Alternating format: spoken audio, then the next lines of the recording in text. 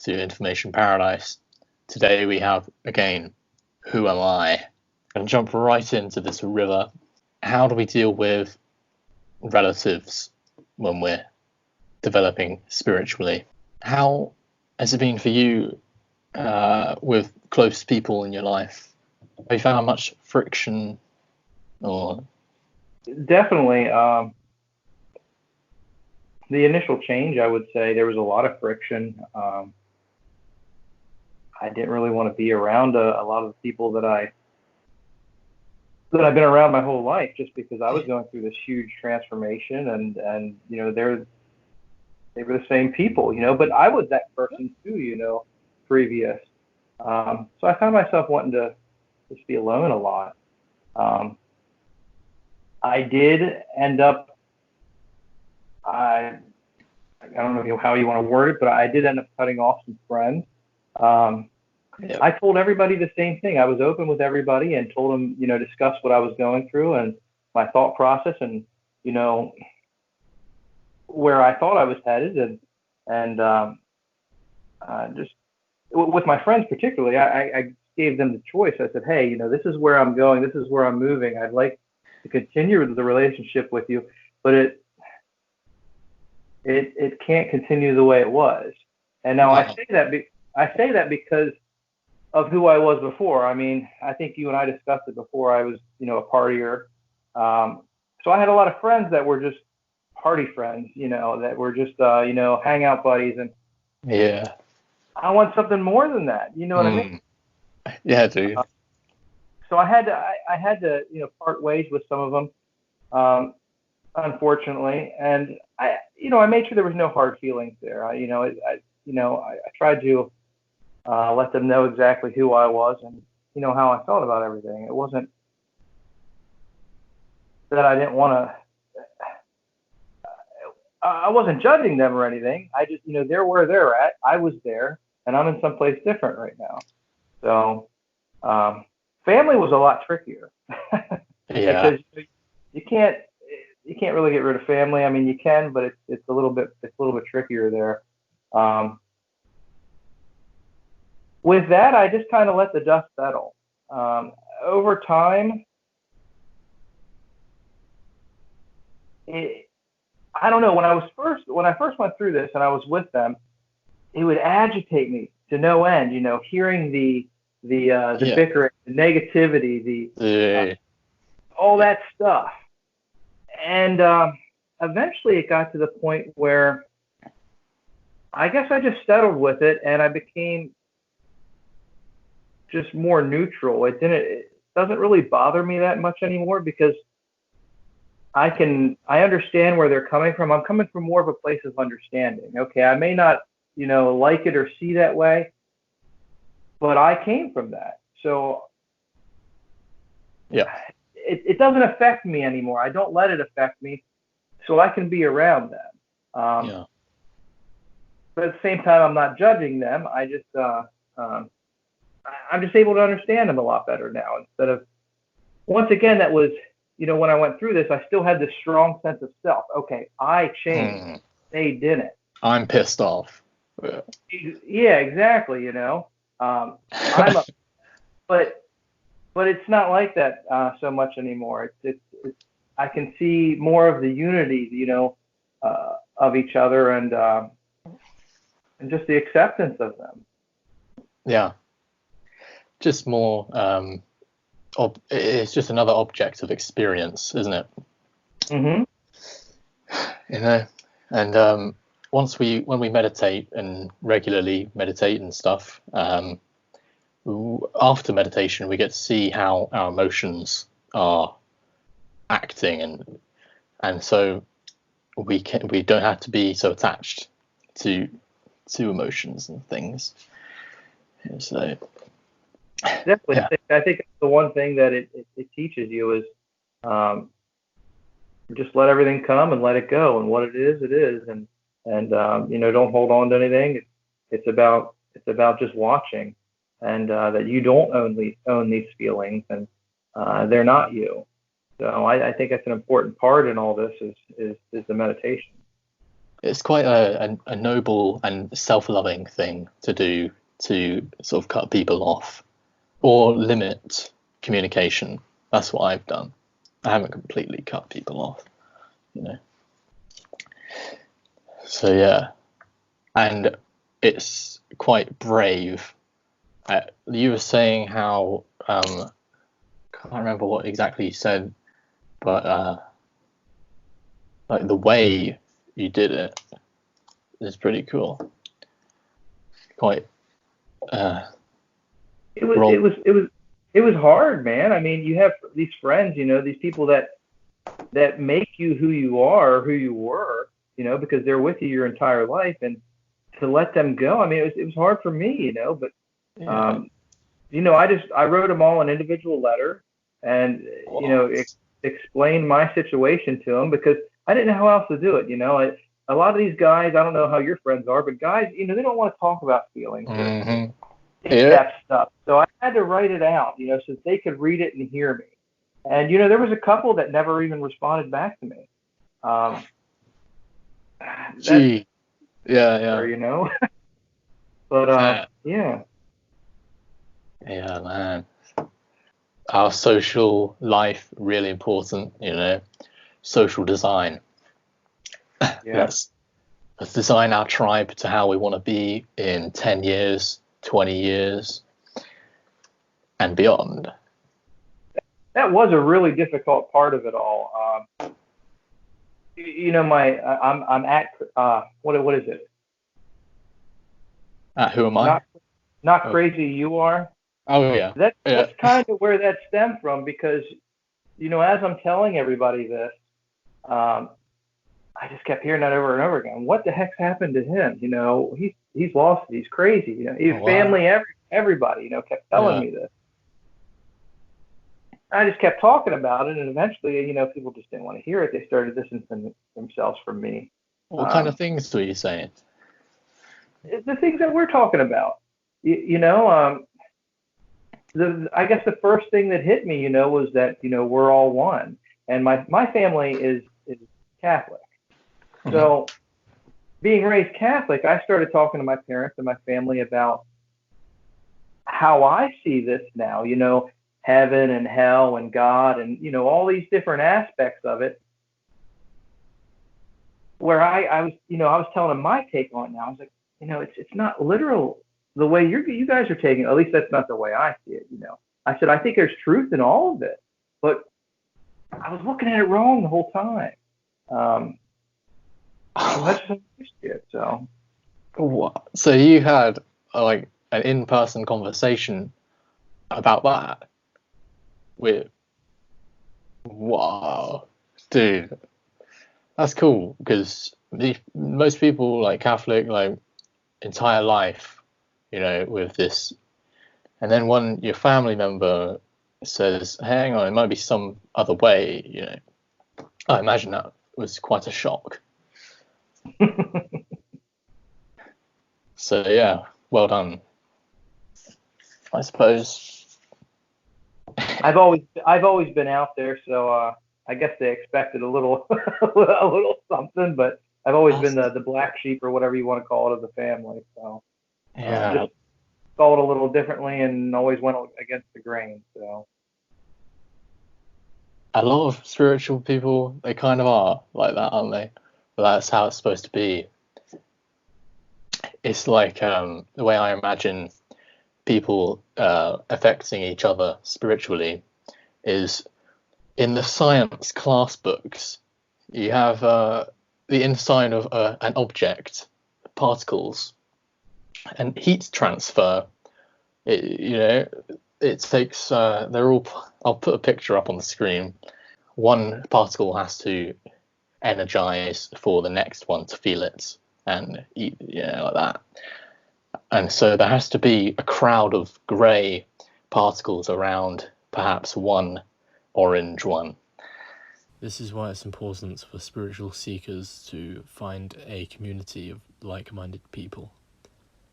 Information Paradise is one such community.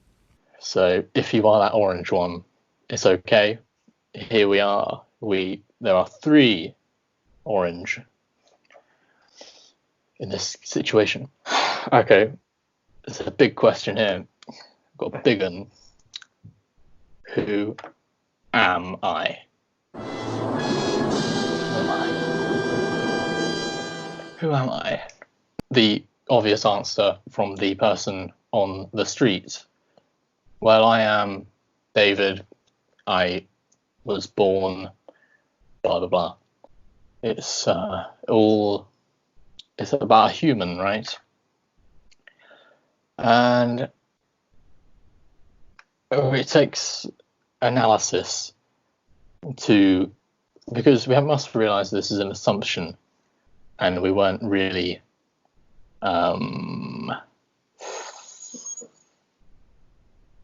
it's kind of what's it called, brainwashing from yeah. Who do you think who are you? I'm everything and nothing, man. I mean, at the same time. Yeah, exactly. I mean, it's I'm definitely not this body, or my mind or my feelings or the way I look or dress or how I act, but at the same time I am. I mean, if you want to get down to the core of it, I see it as people call it consciousness, awareness, God. I tell people that all the time. That's the phrase I like to use, because it makes them really think. I say I am God.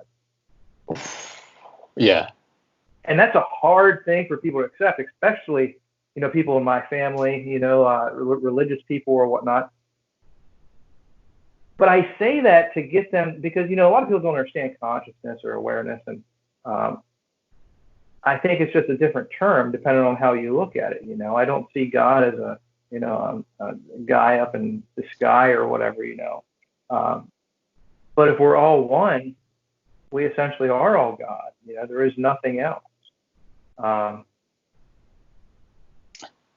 So all this in the world, it is an illusion in a way, but it's an illusion of itself. Just flowing and playing with itself, Yes. And one thing I was going to say was about saying I'm God to people, to shock them perhaps into analysis. Mm-hmm. How could he possibly say that? He's kind of like me in a lot of ways, and I've grown up with this guy. I know he's not crazy. Why would he say that? And then they ask, and then you show them Rupert Spira, or any other spiritual teacher, get them to understand with clarity. Thank you, Rupert, for your legend. You're a legend. He's great. Do you know who Rupert Spira is? You know Rupert? Yes, I do. Yeah. Yeah, dude. He is awesome. I haven't listened a whole lot to him, or he's one that I can't. I don't know. I don't know what it is about him, but he's not one of my favorites. I'll say that. He's not your cup of tea. Not your not your slice of cheese. Yeah. Personally, he is my slice of cheese. I like a nutty cheese. I like yeah. And he's not nutty. I'm not saying he's anything but, really. He's quite mild cheese. I've met him, actually. I'm gonna get him on here. At some point. Yeah. I think of him as my spiritual granddad for some reason. Anyway, yeah. So with God, in the same way that the words spiritual granddad come to me whenever I think of Rupert Spira, whenever I think of God, I think of the words anthropomorphic metaphor for infinity. And it makes a lot of sense that it's created by humans, they created this human metaphor for infinity. How can I find myself? Now, if you're looking, then, you are yourself. Yourself is not an object. This is not an object of experience. It is the subject of experience, in which all experiences occurring. That subject is infinite. That's what we're calling as God and such. Mm-hmm. So yeah, don't look for an object, because as soon as you're looking, you're actually outside of yourself. So return. Sink back into yourself. Correct. Everything is every object, everything that's out there. We call it illusion. It points to. It points to what you are, but through the opposite. It points to everything that you are not. Whoa. So I mean, that's feelings, thoughts, everything that you see and sense. Yeah. It all points to that which you are not. So delve a little deeper into, well, what is left, and that's the awareness. That's all that's there. You're the, like you said, you're the one. Not you, but it's the awareness experiencing itself. It's all awareness. Yeah. So I'm making a meditation, which is going to be a Instagram post of 5 pictures. And the 5th step is it's about focus. And so I'll actually run through it. The first step is to focus on objects for 10 minutes. And then the second step is to focus on breathing for 10 minutes. And then the third is on internal senses, so like sight and hearing.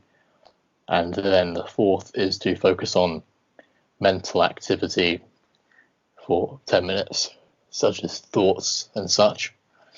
And the last step is to like we said, sink the focus back. The word attention comes from the Latin word attendere, meaning to stretch. Allow your attention to relax into an unextended state, in the same way that a rubber band returns to a peaceful, static state after being stretched. And so, most people like rubber bands being stretched around as they walk around like that. But now we walk around as a rubber band that is just like, we walk around unstretched. Not meaning that we can't stretch our attention to anything, but we get to choose now. Imagine, like, even if you had emotions of, I'm not good enough, you don't even have to attend to it, and once you get to do that through the 5th step, then it just dissolves, Mm-hmm. It won't come up anymore, in the same way that a memory doesn't come up anymore, when you don't remember it a lot. I can't remember much, about I don't know.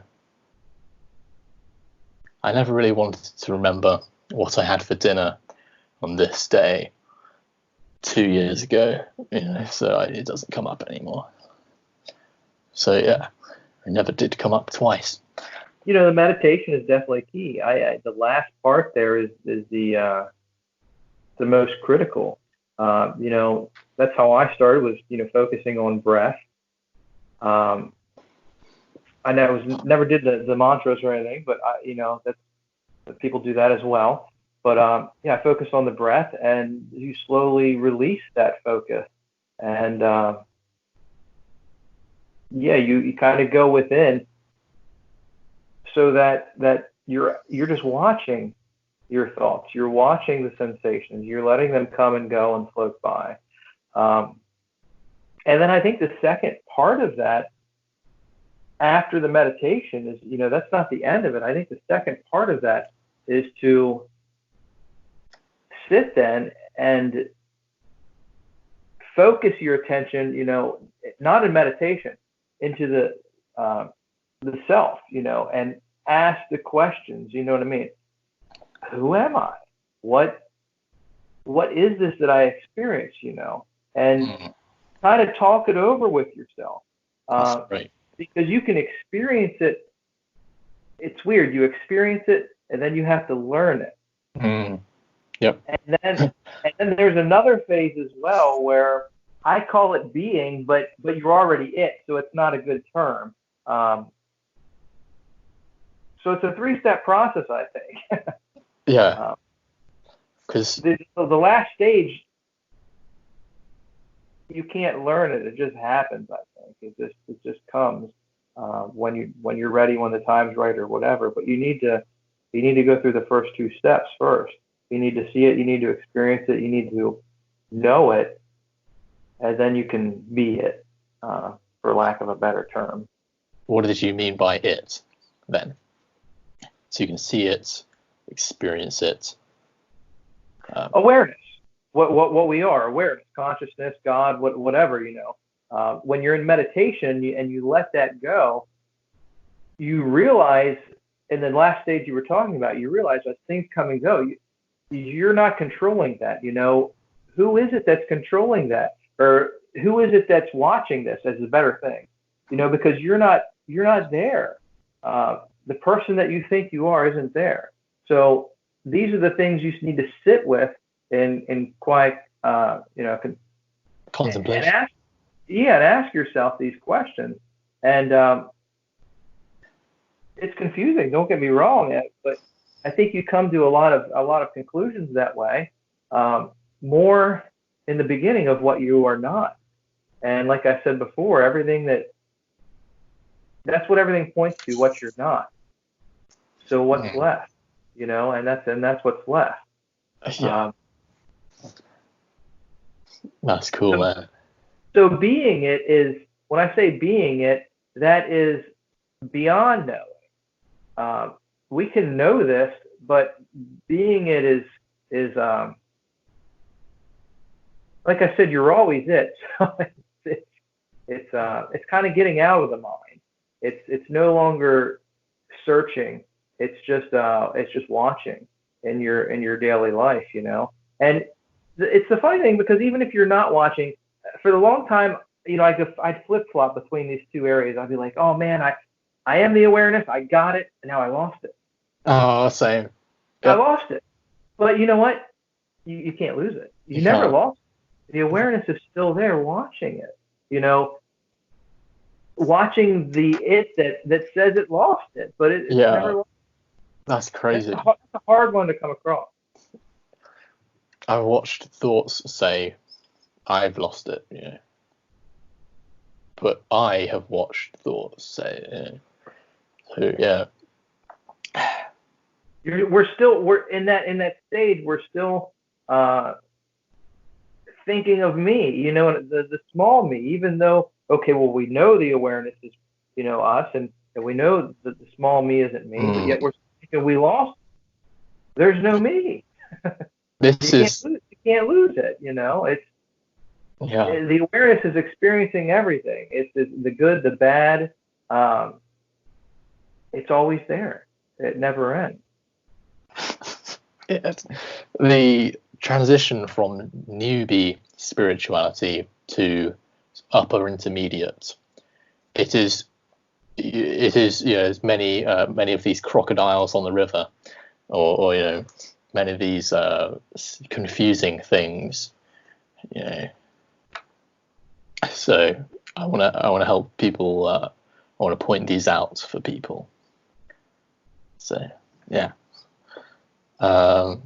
This path is really weird, because everything you learn, depending on where the little I is at, everything is needs to be learned at some point. Everything out there, and as you move along the little I, certain things are no longer of use, and then other things become of use, and you learn more, and you let go of others, and it's a process. Yeah. You mean like worldly things, like getting a girlfriend? Well, definitely that's part of it. But even the spiritual things, the lessons that you learn and whatnot, it's not. Yeah. You just don't jump into this. This is the stuff we're talking about. So many people are like, "What the heck are you talking about?" They're in a different stage of spirituality, and that's fine. Everybody has to go through the stages, I think, to get to a level of understanding. The mind has to go through stages. I'll say that. You're not actually going through stages, but the mind is going through stages. Spiral dynamics. I'll put up a picture here. Applies. You understand. If somebody does jump into this path from the bushes and they leap onto it, there is a lot of potential for becoming so confused that you actually get really depressed, which is great sometimes, but there is a risk of suicide that I don't want anyone to need to have. So yeah, don't jump into it. There are, on my website, there's a resource, there's a little widget that I've been working on. It's called The Many Facets of Awakening. There's infinite love on there, there's God on there, there's no self. There's about 30 of them, and it's inspired from this video here, The Many Facets of Awakening by Leo Gura, actualize.org. So this can be used as a buffet from which to choose any facets that you want to work on to avoid overwhelm and confusion. There's a question here: how can I be successful? And I think in goal achieving, I'm sure this is a material goal. I think it's important that we set goals in this material world and achieve them, because it's just fun, right? If we want the experience, might as well have it. I don't know. But I think what I was saying earlier about being that rubber band walking around without having your attention, like doing, doing, doing, doing, doing, doing, doing, without your permission. And that's the big thing, permission. That's adulthood, I think, when you have control over your attention. Like a kid in a candy store, he's just like, I want everything. Right? But when you're an adult walks in the candy store, and it's just like, okay, what can I afford? What can my body afford? And such. So when we're achieving a goal, if you're walking around as a rubber band, I've experienced this when I was 16. You're emotionless, basically, or like you have control over emotions. Very attractive, okay, and in many senses, business attraction. You've got goals and you just go for them. You've got a goal. I had a goal to tidy my room. I just for an hour tidied it. Okay, and I've got a great tidy room that I just walked into with my bare feet. So yeah, when you're rubber band, unextended, and you control your attention, then you're just much better able to achieve goals for success. Anything you want to add? That's that monologue. I see it as very different. I don't really have goals. Sounds that sounds weird. There are many ways to live, you know. Yeah. I just look at it as, once again, there is no me, there is no control. Control is an illusion. I'm just the watcher. Sometimes it feels like I have control. You know what I mean? I always use the analogy of, you're going down the river and, you're paddling, and I think I might have told you this before, and, you can steer it a little bit left or right with the current, but the current's ultimately going to take you where it wants to take you. Yeah. That's life. So I don't think goals are bad. Goals are fine as long as you can separate yourself from the outcome, if that makes sense. And just basically turn it over. Say, there's things I'd like to do. So I guess you could say I have goals. There's things I'd like to do, but don't get attached to them. If they happen, they happen. And you mean emotionally, right? Emotionally, yes. That's the hard part, because the more you work towards something, if you're not separated throughout the whole process, you feel like you're putting yourself out there, and you become attached to it, and you don't even realize it until you don't get what you want or whatever. It's the same with tricky, slippery slope there. It's the same with relationships. I've found where, like, if you, as long as you stay non-attached to the relationship emotionally, even if it's amazing, then you'll be attractive, But as soon as you start going, oh, I need you, I love you, like, I found that I've only had one girlfriend, but I found that my attraction depreciated once I needed it. I couldn't have it, could not have it, So yeah, one for the kids. It's the opposite way with relationships too. If you that's a big turnoff if they don't think you're attached to it. If they don't think you care either. So. Oh, it can be. Yeah. Yeah, get a balance, definitely. Yeah. But that's something I talked with my wife, and it wasn't a good conversation. Was the fact that I told her, I said, I love you. I'm happy we're together and everything, but if something happens, I'm okay with whatever it is, Yeah, and then they think, oh, break up alert. Yeah, and that's not. They're saying, well, you're not willing to, fight for it and all this stuff. Well, whatever happens, Yeah.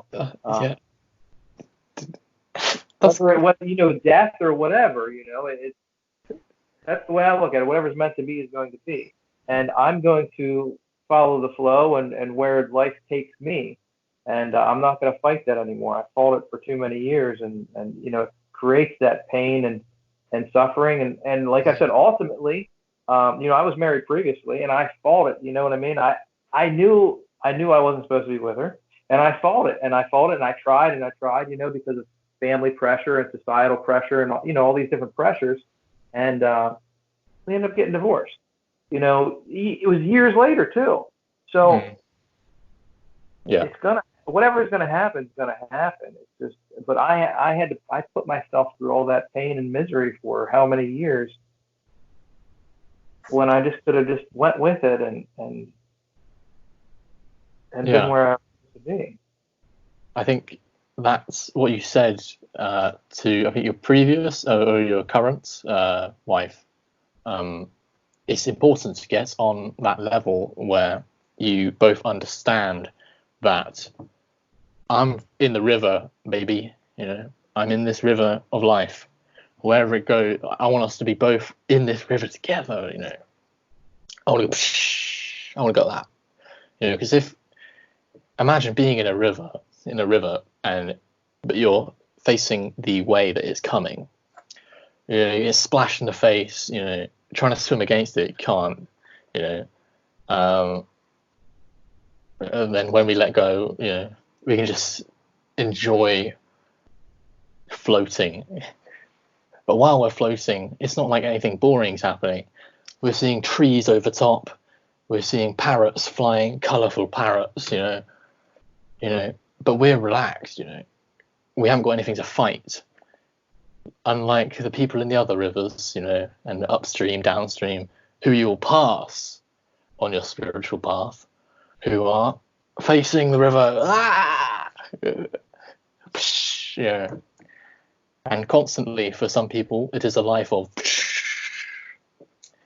and we will pass these people down the river, and we can just shout to them, perhaps, you know, let go, turn around, float.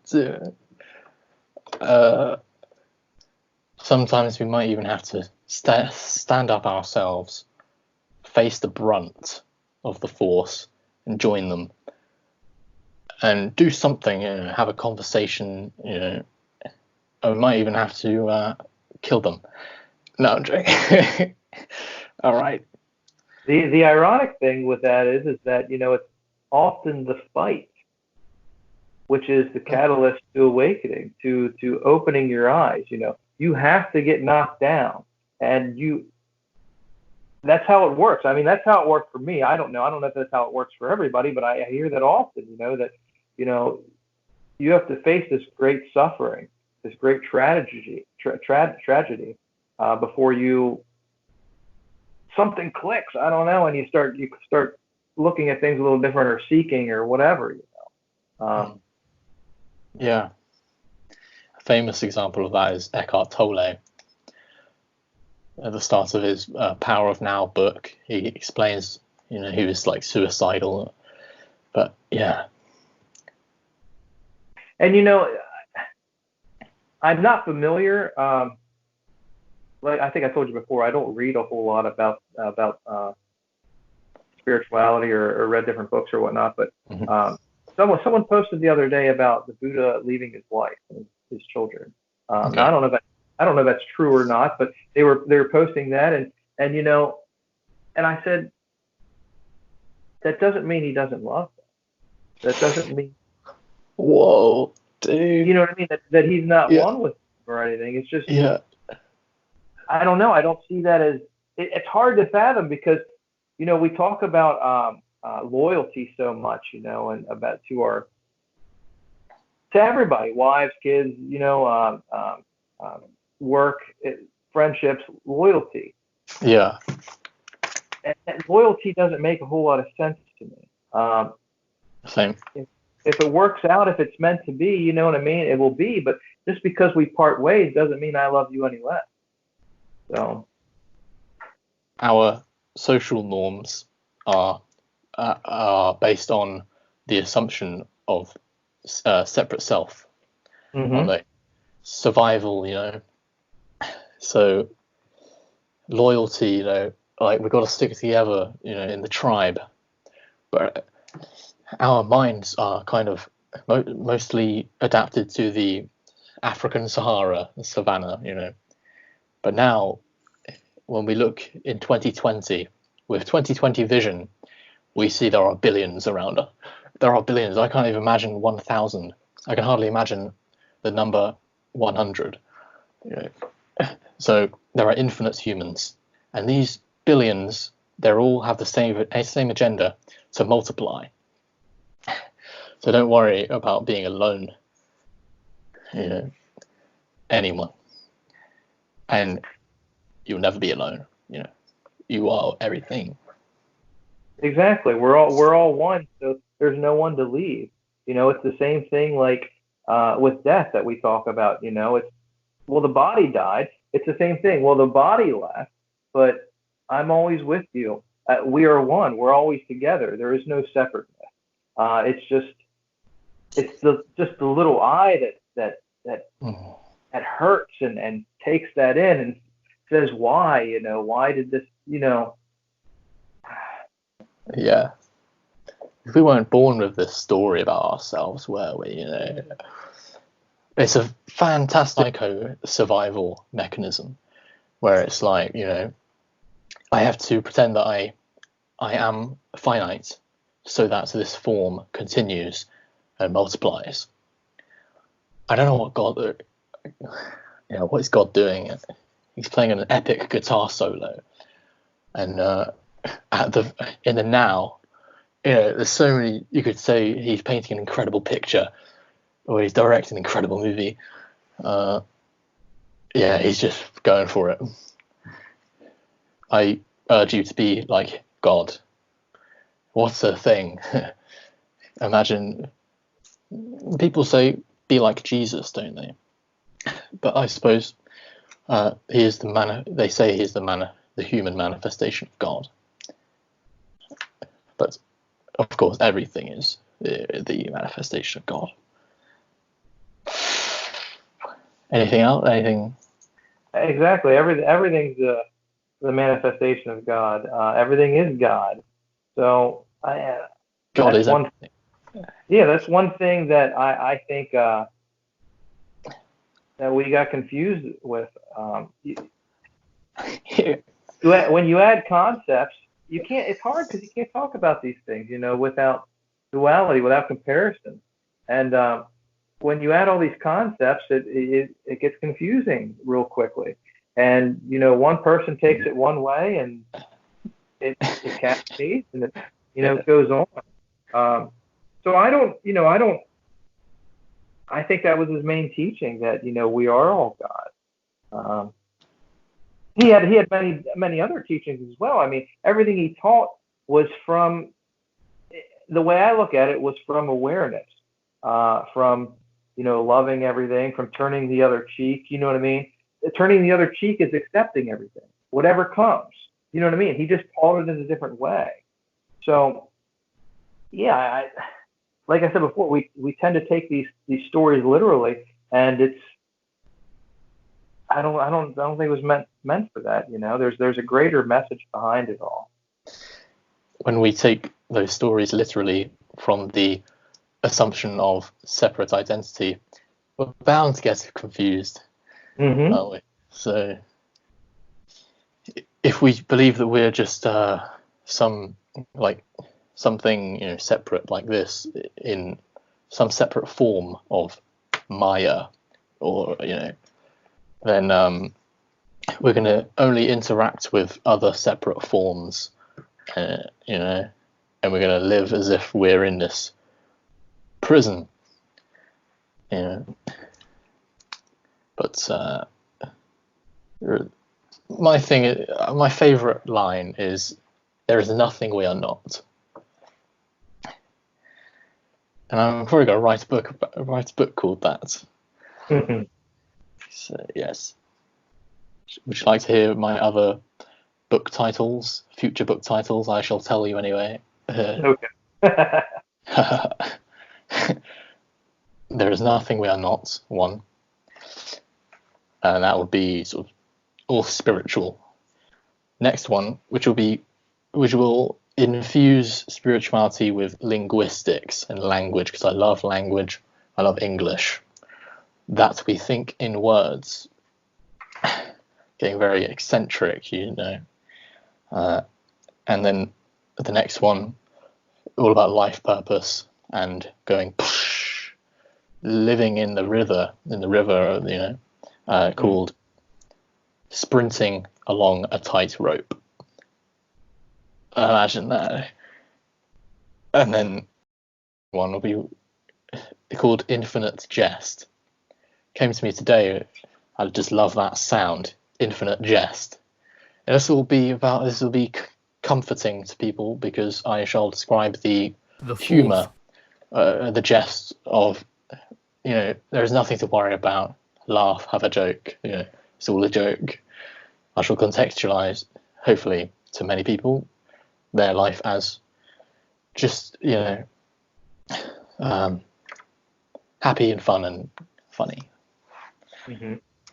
So yes, non-serious. That's the point. Yeah.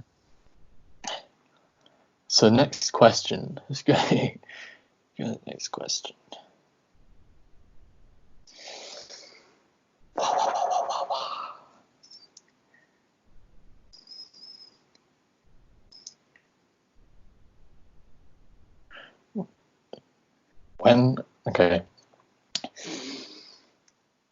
When I say I see the absence of my mind, when I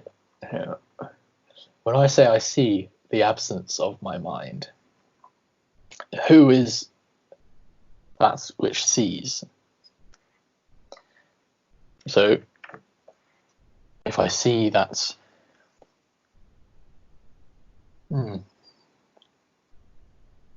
have you gotten that straight away? Who is it that sees the absence of my mind? Yeah. Well, that's awareness. This is the same that we've been talking about. Yep. Consciousness, God, whatever. Yeah, that is it. So all the answers lead to the same thing. The last interview I was doing, I want to get interesting questions, because it's usually just God, awareness, blah blah blah blah blah. Yeah. Mm-hmm. Maybe it would be a good idea to categorize these questions into like 10 categories, where it's like, because there are many which is like how to stay in the now as the self. Actually, I've got a great idea. I've had this in my mind for a while.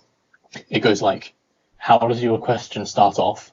There's a selection of what is, how to, where is, or whatever. Then when they click on that, it takes them, and then it's like you have all the what's. What is a star seed? What is blah, blah, blah. Yeah, I think you'd be able to do that easy peasy. It's a very good idea. Very good idea. Yeah. Instead of random 500 questions scattered in the book, we can categorize it. It's a good idea. Yeah, it is. Actually, I was hoping that somebody else will do it. I think metaphors are really good for like the river and stuff. I think there is a multiplicity of interesting metaphors that we can use and conjure up to point out myself, ourself, to the unthinking masses, to the sheep. I'm being mean, but So yeah, I'm going to choose another question. Like I said, how our social norms and everything to do with our lives is based on the assumption that we are separate and that we need to survive and that we are just this sort of very artistic and mechanical ape, engineering ape. The question of how do you exist? I think it comes from the mindset, the thinking of how do I put this together? How did this pen get put together? It comes from in my opinion, my assumption here, from the thinking that I am just another one of these forms, a limited form. And I think somebody said, I can't remember who said, but science is basically, to most people, science is, they believe they're a form, and then it's like a form trying to work out other forms, work out what forms go together to make one big form, but still that big form is limited, So the question of how do I exist, there is no how. It just is existing, because that's my assumption anyway. Because also, how does it exist? I think subtly implies past and future, because for it to be in a process of being created requires past and future. What do you think? How do we exist? I have no idea. Yeah. I think there's a lot that that we really don't know and that we really can't know. I don't know. I like to settle into not knowing. There's very little that I do know for certain. You know what I mean? Everything that we know on this earth is an illusion, like we talked about. It's kind of false information. Yeah. So yeah, there's certain things like that I don't know. We can guess all we want. I'm not much into science, so I don't get into that aspect at all. And to me, to be honest with you, it really doesn't matter. Fair enough. What good's going to come of thinking of this? I've always been a deep thinker, and I think you get to a point eventually where you have to let that go. You can ask questions till you're blue in the face, and you should eventually come to the conclusion that there really are no answers. I mean, we talk about certain answers like awareness and whatnot, and that's things that we can see and experience. But we can't really say a whole lot about that, we're limited really on the subject. That's why there's so many metaphors and stories about it, because I feel like no one really does know. We have this limited amount, and the mind will just keep asking questions. So it's just about this and that, and that's the self wanting the answers, and then leaping onto the answers and grasping the answers, and eventually I think you just let that all go. I don't know. I mean, it's fun to think about, though. If you don't get attached to the things, like just like the goals and everything, if you don't get attached to it, it's fun to sit there and think about these things. It's hard once again not to do that, because you invest the time and your energy, and you lose that watcher. A lot of times when you're searching, because the searching comes back from the little me, really. Awareness has no point in searching. It's just being. Yeah, dude. Yeah. So, yeah. Fuck. I got it. I think, like I was saying with the previous question, I think it's a lot of the time it's based. These questions are based from the perspective of separate self. Mm-hmm. So there's many possibilities. They could be asking this question so that they'll have more survival capability, because if they get the answer to this question that they feel like they need, an emotional outpouring will be, like an emotional need will be quelled. Mm-hmm. And so, but I think my answer to this question is, how do I exist? It's a very deep question. We can, like you said, till we're blue in the face, so we can think about it. But Benigno Massaro is a great teacher, and he said, "There's nothing to understand." Our logical mind trying to figure things out. This is only for the survival of something limited. It's all a part. It's all a part of greater reality. So if a part of the infinite is trying to figure out pretty much anything about the infinite without being the infinite, because the part is essentially the infinite, if it's a part of the infinite, it will just drive itself crazy, using its limited logical capability that was built for figuring out how the trajectory of this rock to hit that antelope, and yeah. So I wouldn't worry too much about it. It's a great response. Yeah. So to figure out how existence is happening, you have to be it, That's what I'd say. In the same way of the fifth step of that meditation I shared, to absorb information about focus, we have to sort of not use it, not stretch it out. We have to relax our focus.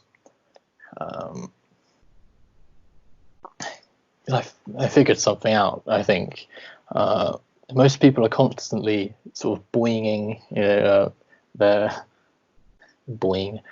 using their if focus is a rubber band, it's being stretched out in every direction all the time. But once it's left to be a little circle, the next time you boing it out, you learn so much about the process. And also,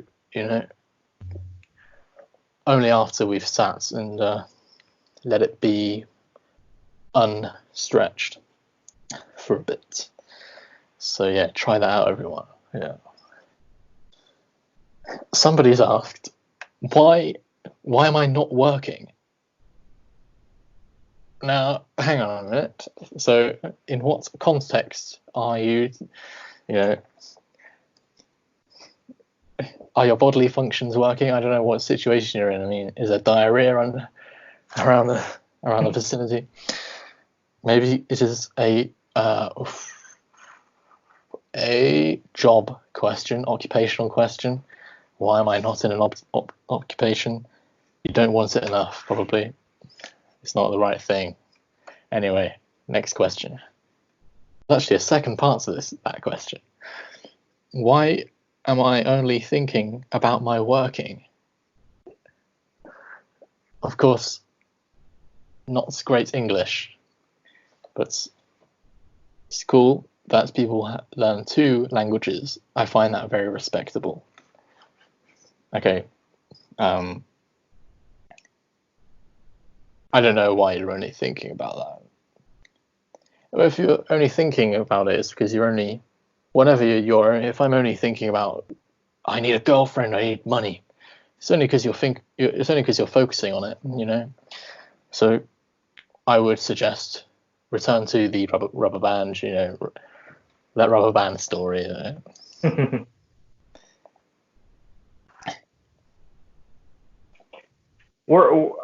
don't know if I talked to you about this last time we talked or not. Work's kind of a unique situation because before I went through all this, I wanted to, I wasn't happy with my work, and it just seemed to drag out, and I just didn't want to go, and yeah.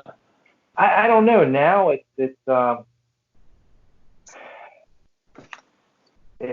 I'm at peace with it. I enjoy it. I just yeah, dude. It's just work, and I think it's because you're focusing on the individual task at hand instead of before I'd be focusing on, I got 4 hours till lunchtime. I got I got a week or 3 months till I get to have a day off or whatever. Yeah. Infinite time. It's making the finish line look so far. Yeah. When you just focus, right now, put your attention on right now, and I think you find peace with that. And especially if you can find enjoyment in the right now, in the right now. If you're just focusing on mindfulness and awareness and the little teeny things that cause the joy, Dude, so right, man. Like in step 3 of the little meditation senses, when you focus on your senses for 10 minutes, dude, you find how enjoyable it is, Oh, the feeling of a pen, Never before have you reached such, Okay. And also, what you just said then, about, is it being in the now, that helps me do the dishes. Mm-hmm. And that was it. So yeah, like when I'm in there, I'm just like, also practice with the practice of that third step. That really helps with enjoying the little things of life, the dishes, because dude, I'm there, I got water on my hair, So yeah, we take for granted, when we're not looking, when we're looking afar, you miss so much, and it's the little things, like you said. It's the things that a baby or a newborn, recognizes and gets excited and giggles about. But we've seen it all our lives, and we forget about it. Just the senses, the little feelings like that. Dude, imagine seeing a new shape right now. How much in awe would you be? That feeling every day, every second is available to you, everyone. Now imagine a culture where that is the predominant emotion. Or I don't know if it's emotion, but I don't know. But yeah, I think we'd get really creative. I think we'd do some really cool things. If we find other planets, dude, like, what are we gonna do? What would we do? What do you think about technology and artificial intelligence? Where do you think that's going? Just for fun.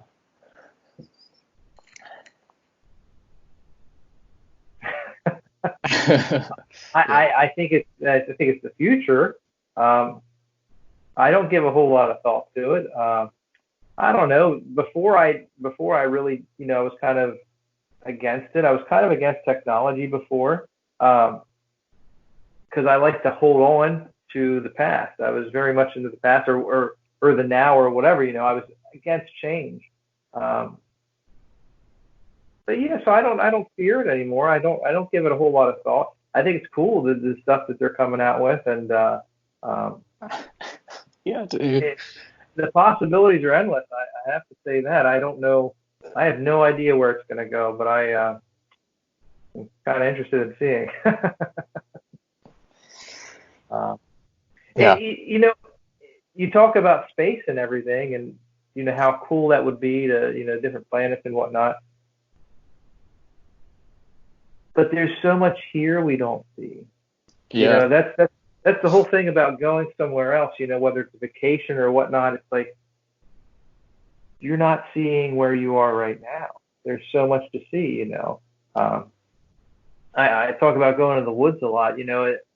I love nature. I'm always in the woods whenever I get a chance. And, it used to be I saw everything as a kind of as a whole. You know what I mean? Like, and now when I go in there, there's so much.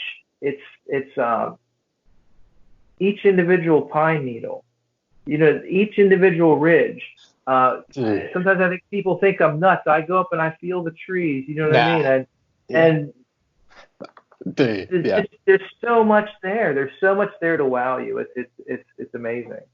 And you just have to focus your attention on the now and down into the depths instead of seeing the big picture. When you look at the big picture, everything gets, all the small details get grayed out. Even if you lay your head down on the grass, I don't know how the weather is there, but lay your head down on the grass and look out and see each individual blade of grass. Damn. I mean, it's crazy. Yeah. There is not a situation that is not imbued with wonder. Right now, dude, it's like what I think it is. I think, people's attention going ding, ding, ding, ding, and focusing on their human worry. I think they're in step one where they're focusing on objects all the time, and all their focus is on is objects, the body, blah blah blah. But what's happening in step 4, mind activity? Their focus is over here on step 1, but everything else is going on in the steps behind, and so their mind activity is related to the objects and the stuff they're focusing on, you know. So like, I see this guy with loads of money, man, and I haven't got that, and I want that. There's something in unconsciously in step 4 in my mind activity that there's an urge. I need to get the girl. I need to get, you know, and so doing the meditation, 10 minutes, focusing only on that which is unconscious, which is creating the suffering, by the way, you know, I think that's great to do. Somebody can't go and feel the trees as well as who am I and me when it's all unconscious, you know.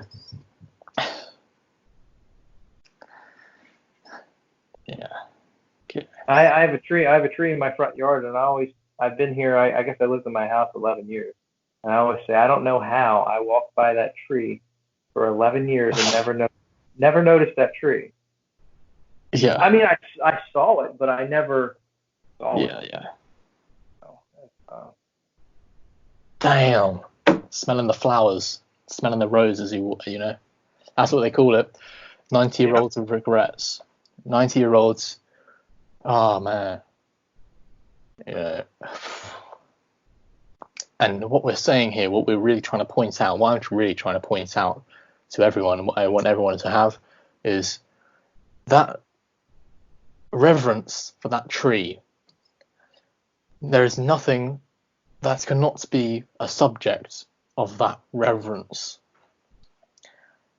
We may say God created all, you know,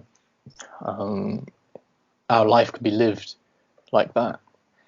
Everything, each human, imagine, oh dude, you know, in sexual encounters we may feel the human like we do with the tree, but I don't know where I was going with that, but yeah,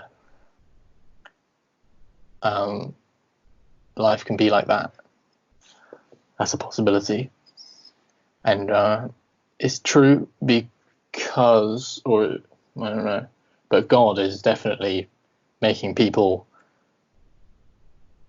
If we want to separate for a second God and man, God is imbuing man with this message, you know, through 2 men, to the mind activity related to the persona of you. I don't know. Yeah. I think it's that reverence you speak of that needs to happen or be acquired for the oneness. It can go before or after, yes. You know. Yeah. There's always it's stepping stones. You know, they say there really is no path, and that's correct. But at the same time, there's these stepping stones that get you there, and it's just small things that over the collection, you know. Yeah. Well, we have reached 1 minute 15 minutes from 1 hour from the bridge. I don't know. We'll stop talking in metaphors. All right. Thank you very much. Who am I for this? Thanks for having me, and yeah, have a great day. Fantastic conversation. Goodbye, everyone else. Goodbye. All right. Peace.